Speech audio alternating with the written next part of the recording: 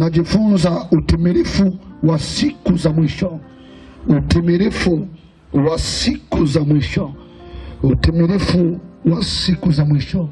Jana tuliona ya kwamba kuna mtiririko wa matukio ya siku za mwisho, na nilikwambia ule mtiririko mpaka mwisho, na tunatembea tukiona mtiririko mmoja baada ya mwingine, na nilikwambia kuna mabishano sana ya kitheolojia juu ya mtiririko wa nyakati wa matukio ya siku za mwisho. Lakini kwa neema ya Bwana na amenipa kujiamini sana juu ya somo hili ya kwamba sitakupotosha, nitakupeleka mahali sahihi. Bwana asifiwe. Na niliwaambia siku ya jana kwa wanatheolojia, ili somo ni somo ambalo ni tata sana, kwa linahitaji Roho Mtakatifu sana akuelekeze na kwa kushuhudia mara kwa mara na kutafuta utafiti wa kweli. Bwana asifiwe. Na siku ya jana tuliona mtiririko wa matukio na tuliona dalili kuu ya kujulisha kwamba siku za mwisho zimekwisha kufika. Na jana niliwaambia siku za mwisho tuko tayari, zimekwisha kuingia na zimeingia kipindi cha Pentekoste. Tuliona Mathayo 2:17 hadi 18. Petro alisimama katikati ya kusanyiko na akasema ya kwamba siku za mwisho, baada ya kujazwa na nguvu za Mungu na wakaanza kunena kwa lugha mpya katikati ya kusanyiko, akasema siku za mwisho zimekwisha kutimia. Kwa siku za mwisho zimetimia pale ambapo Pentekoste ilitokea, au wakati wa kuzaliwa kwa kanisa la kwanza. Lakini kapambia dalili kuu ya kwamba siku za mwisho zimekwisha kuingia ni kumwagika kwa Roho Mtakatifu. Roho Mtakatifu kumwagika duniani. Nilikwambia ni dalili kubwa ya kwamba siku za mwisho zimekwisha kufika. Na nilikwambia siku za mwisho zikifika, Roho Mtakatifu hatazuiliwa. Wale ambao utategemea kwamba wanaweza kujazwa Roho Mtakatifu, wanaweza kuzungumza kwa lugha mpya, wanaweza kuwa watumishi wa Mungu, siku za mwisho utaona maajabu na yamekwisha kuonekana. Roho Mtakatifu hatafungiwa kwenye sanduku akabana kwamba siondoke. Atatoka, ataingia kule. Makanisa ambayo singedhania, utaona uamsho wa ajabu sana ndani ya makanisa, Roho Mtakatifu akipenyeza huko. Ukiona haya ujue ni mwagiko wa Roho Mtakatifu. Utaona watoto wakisimama barabarani na kuhubiri Injili. Pata kuwepo umwagiko mkubwa sana wa Roho Mtakatifu. Kwa tuliona jana na niwaambia wale wahubiri, kae tayari kuhubiri Injili, kwa sababu huu ndio wakati ambapo Bwana amekusudia. Ukiwa ni mtumishi sasa hivi, uwe ni mtumishi, ujue wewe ni mtumishi wa siku za mwisho, ni mhubiri wa siku za mwisho, ni mtume wa siku za mwisho, ni nabii wa siku za mwisho. Kwa mtumishi ulioinuka kwenye kizazi chetu ni mtumishi wa siku za mwisho. Haraka yako ya kuhubiri inapaswa iwe ni haraka kubwa. Wale wana maombi, mahali ulipo unanisikia kwenye mtandao, ni siku za mwisho, uombe sana. Maana nitakuonyesha siku ya leo dalili gani ambayo itatokea. Niliwaambia tukio la pili baada ya kwanza kwa siku za mwisho. Nilikwambia tukio la pili ni unyakuo wa kanisa, rapture. Na siku jana nilikwambia unyakuo wa kanisa. Kwa leo nitazungumza habari za unyakuo wa kanisa. Sitauzungumza, lakini nitazungumza dalili za unyakuo wa kanisa. Ni vitu gani ukiviona ujua ya kwanza kwamba Yesu yuko mlangoni, ya kwamba Yesu yuko tayari kulichukua kanisa lake. Uwe tayari, uwe chanjo. Kwa leo nitakuonyesha. Kwa tukio la pili kimtiririko ni unyakuo wa kanisa au rapture. Tutaliona kesho, lakini leo nizungumze dalili kubwa za unyakuo wa kanisa. Dalili kubwa za unyakuo wa kanisa. Dalili ya kwanza ya unyakuo wa kanisa ya kwamba Yesu yuko mlangoni. Ukiona dalili hii, ujue ya kwamba tayari Yesu yuko mlangoni. Unanisikiliza ukiwa nyumbani, unanisikiliza ukiwa kwenye viwanja hivi, unanisikiliza ukiwa kwenye mitandao, ukiwa hizi ni dalili kubwa ya kwamba Yesu yuko mlangoni. Na tutatembea na kitabu cha Mathayo sura 24. Mathayo 24 tutasoma aya pili. Aya pili Mathayo 24, lakini tutasema Mathayo 24:32 mpaka 33. Tutasoma hapo. Lakini kuambia kwa dalili ya kwanza ya kwamba siku za mwisho ziko tayari kwa maana ya unyakuo.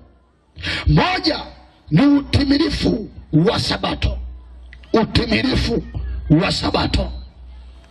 Sabbath fulfillment. Utimilifu wa Sabato. Utimilifu wa Sabato. Naposema Sabato, nianze nielewe kwanza neno Sabato maana yake. Na uone Sabato kinabii. Usione Sabato kidini. Itazame Sabato kinabii. Nisikilize. Mungu nyakati zake zimefungwa ndani ya siku moja mpaka saba. Kwa hiyo ukisikia Mungu aliumba siku ya kwanza mpaka ya saba, hayo ndo nyakati za kinabii za kimungu. Muda wa kimungu unahesabika moja mpaka saba. Kuongezeka huko ni siku za nyongeza. Nitakuonyesha multiplication. Ongezeko la nyakati. Lakini kinabii siku za Mungu ni siku saba. Sasa mwanadamu aliumba siku ya ngapi? Siku ya ngapi mwanadamu aliumbwa? Siku ya sita. Sasa mwanadamu aliumba siku ya sita. Kwa nini aliumba siku ya sita? Kinabii aliumba siku ya sita, ikionyesha mwanadamu utimilifu wa majira yake ni sita. Mwanadamu anaruhusiwa kujidai ndani ya siku sita. Siku ya saba sio ya mwanadamu. Siku ya saba ni siku ya Bwana, ni siku ya Mungu mwenyewe. Ndio maana sasa wale wanaojua saba maana yake ni rahani. Tukisema saba ni rahani, yani tutakapokuwa tumeenda mbinguni, tumefika mbinguni, tumechukuliwa, tunasema tumeingia rahani. Kwenye kitabu cha Waebrania anasema tukiona Sabato au rahani ile, anazungumza kwamba siku ambapo maisha ya kibinadamu yatakuwa yamekwisha kuondoka. Tumeingia kwenye siku ya Bwana ya saba. Siku ya Sabato ni pale ambapo hatuko tena kibinadamu, lakini tupo kwa Mungu, tumestarehe. Tunaenda sawa watu wa Mungu, sema amen kwa jina la Yesu. Kwa hiyo hiyo ndo siku ya saba. Sasa mnisikilize. Majira ya Mungu yamefungwa ndani ya miaka 7,000. Nitakuonyesha au 7. Ohoho, punga mkono namna hii. Pigie Yesu makofi ya shangwe na vigelegele. Sasa mnisikilize vizuri. Tangu ulimwengu umeumbwa, wale wa theolojia wanajua kwa kabla Yesu kuja, Biblia na nyakati za Mungu tangu mwanadamu ameumbwa mpaka mwaka 0 Yesu anakuja, ilikuwa ni miaka 4,000. Kwa hiyo tunasema kibiblia miaka 4,000 mpaka 0. Sasa 0 Yesu alipoingia ulimwenguni, pale ambapo alipaa siku ile akaelekea mbinguni, wanafunzi wakaambia jinsi anavyoenda ndivyo atakavyorudi. Pale ulikuwa ni mwaka 0. Wale wanaojua kuna kitu kinaitwa BC na AD.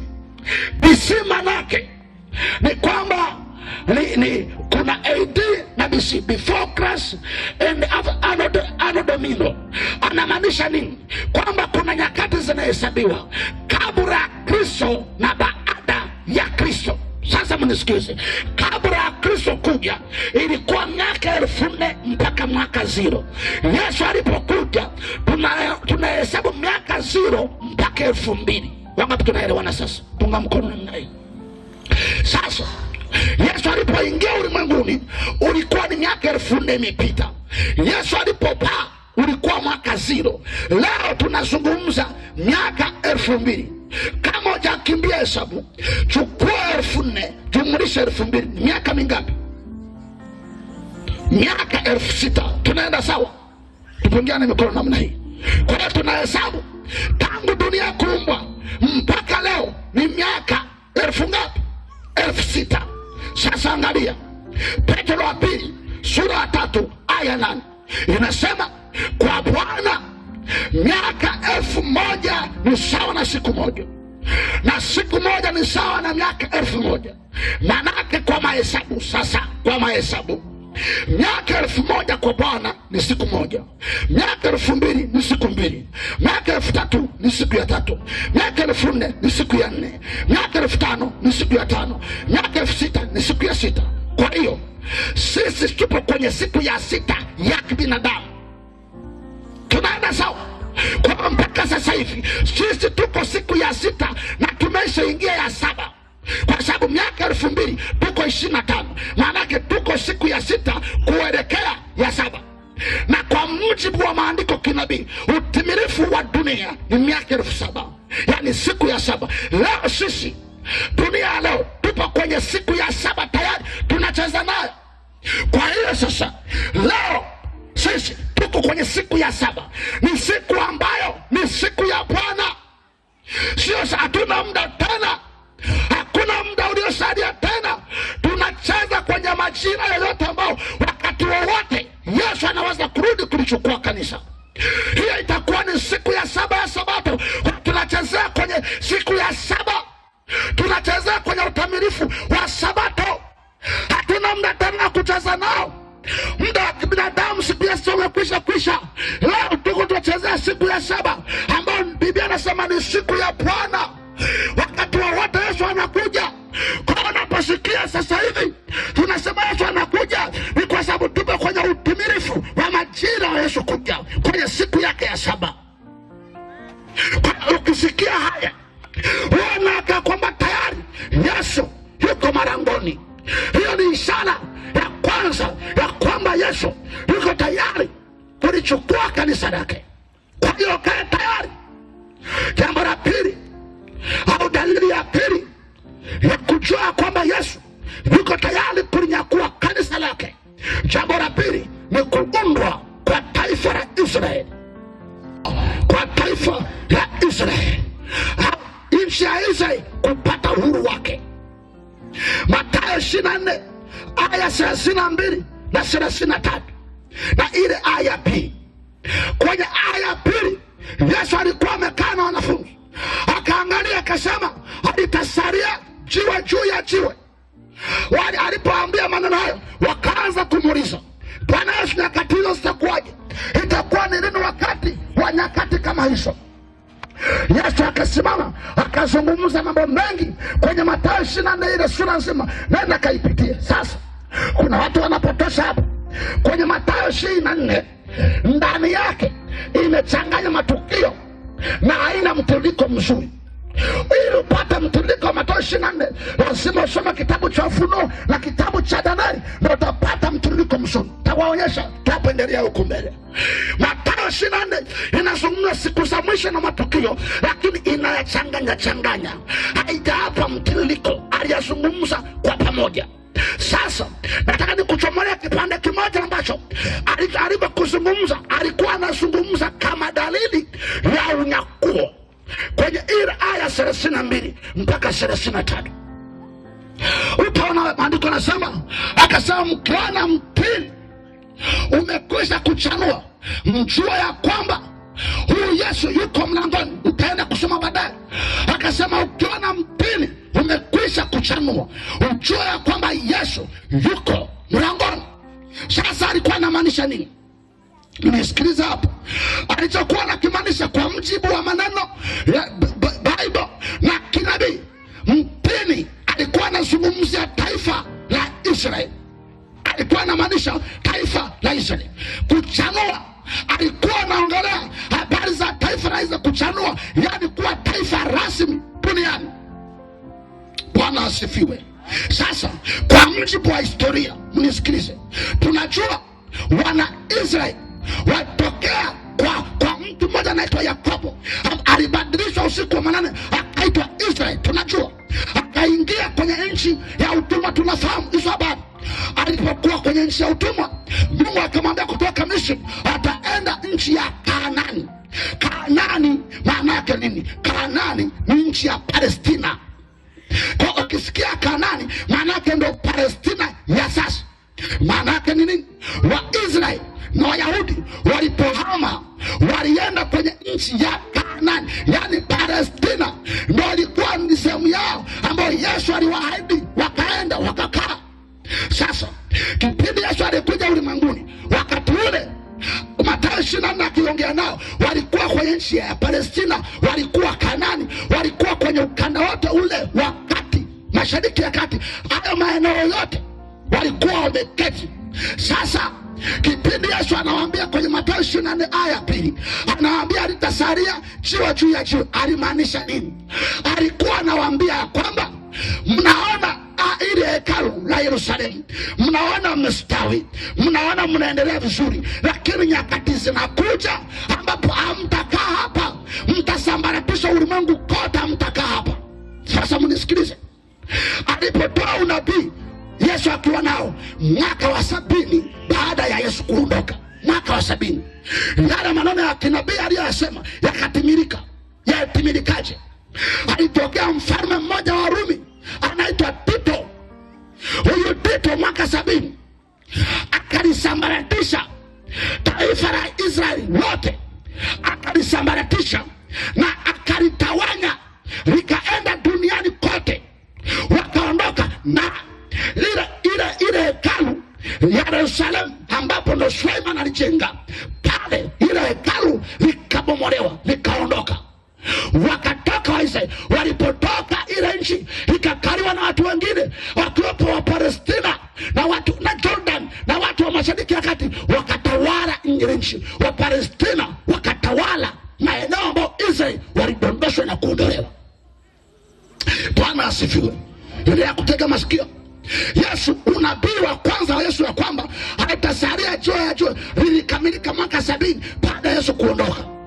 Sasa kuna unabii Mathayo 24:32 mpaka 33, alisema utakapoona sasa huu mtini umechanua, yani taifa limeundwa upya, ujue Yesu yuko mlangoni. Sasa kwa mujibu wa historia, na tunajua mwaka 1948 ilikuwa tarehe 14 mwezi wa 5 mwaka 1948, tuliona taifa la Israeli liliundwa, likatangazwa na Umoja wa Mataifa ya kwamba ni taifa, na wakalipa nchi ya Palestina, yani Kanaani.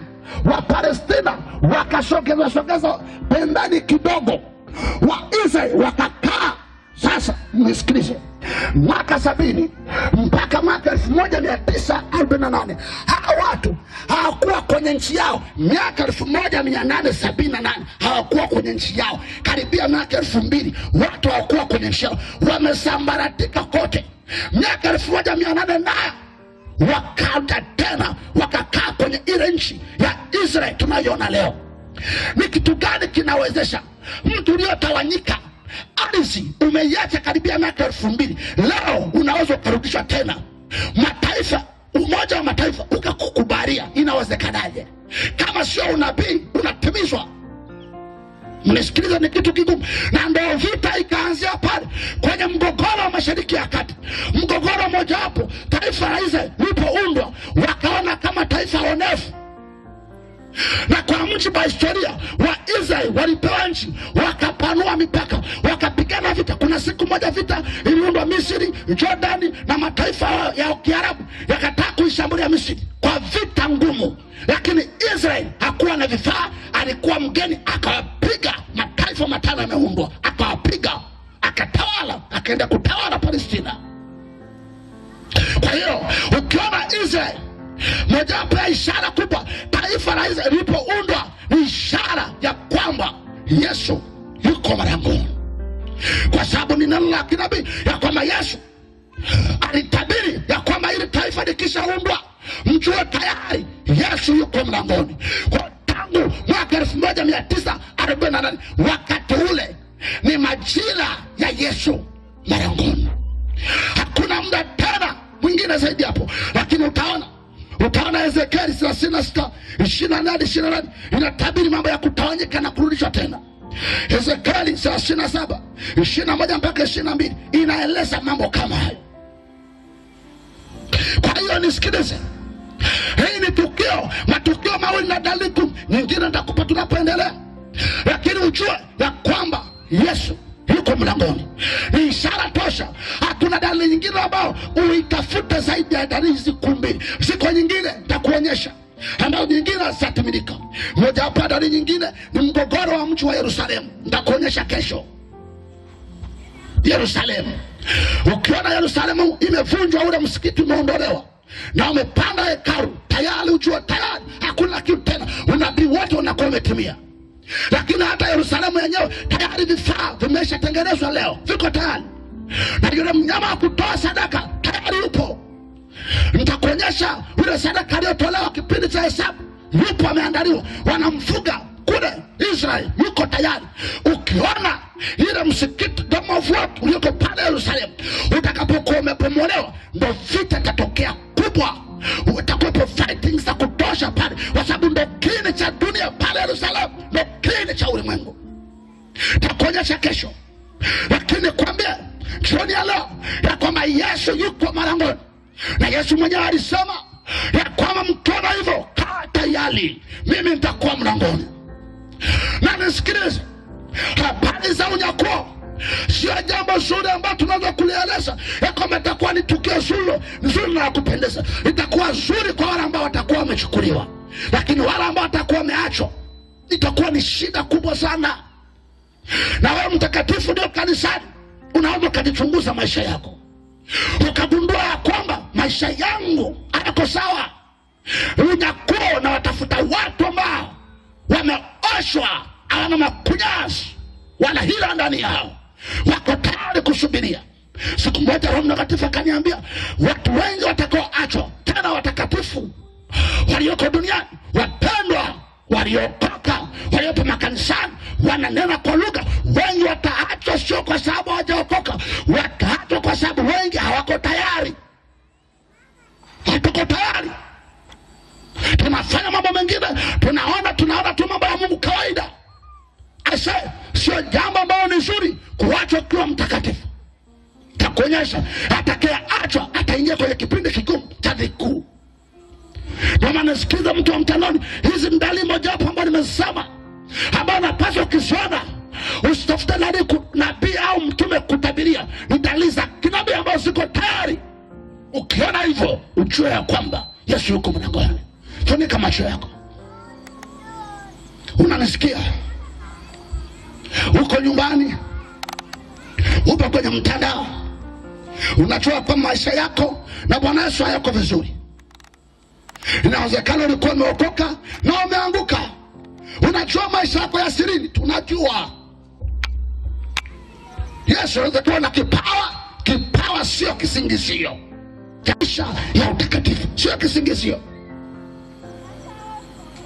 Inawezekana ulikuwa mtumishi wa Mungu, ukaingia kwenye mambo ya uongozi au siasa, au ukaingia kwenye ofisi, ukapana na shetani.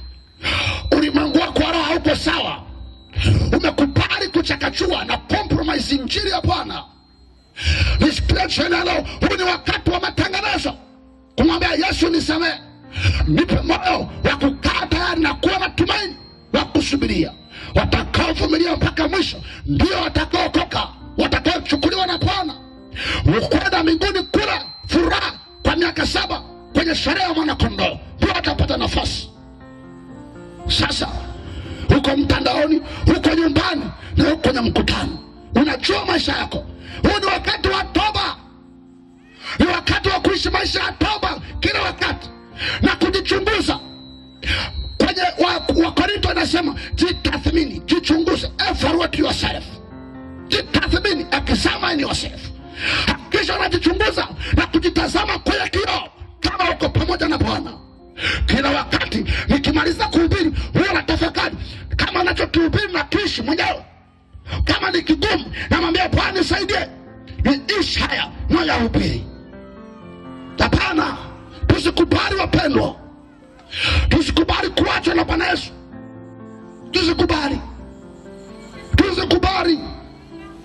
Tusikubali jambo kama hilo.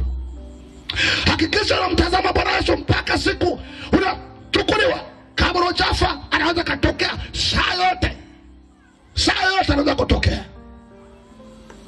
Nyosha mikono yako milicho mahali ulipokaa. Na uko nyumbani, nyosha mikono yako milicho.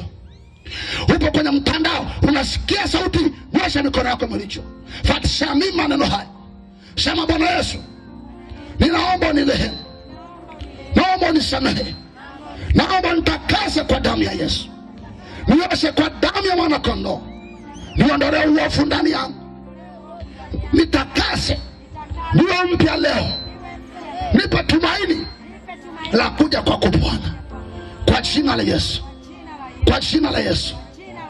Yes, kama kuna mtu ambaye alikuwa hajaokoka, yuko nyumbani, yuko mtandaoni ananisikiliza, na kuongoza sala ya toba pamoja na watumishi hapa, tutaungana kuongoza sala ya toba mahali popote ulipo. Fuatisha na mimi sala hii. Sema: Bwana Yesu, kwa damu yako nisamehe na kunisafisha. Ninaomba leo uniingize kwenye familia ya mwanakondoo. Bwana Yesu, ninaomba unizae mara ya pili. Nizae mara ya pili kwenye roho yangu, niite mtoto wako katika jina la Yesu. Niite mtoto wako kwa damu ya Yesu. Niite mwanao kwa damu ya Yesu. Niite mwanao kwa damu ya Yesu. Futa jina langu kwenye kitabu kile cha adhabu. Andika jina langu kwenye kitabu kile cha uzima, kitabu cha mwana kondoo. Dhambi sinishinde, niache unafiki, nikutegemee. Maisha yangu ya siri leo ni maisha ya kweli na utakatifu katika jina la Yesu. Amen. Pigia Yesu makofi, mshangilie. Haleluya.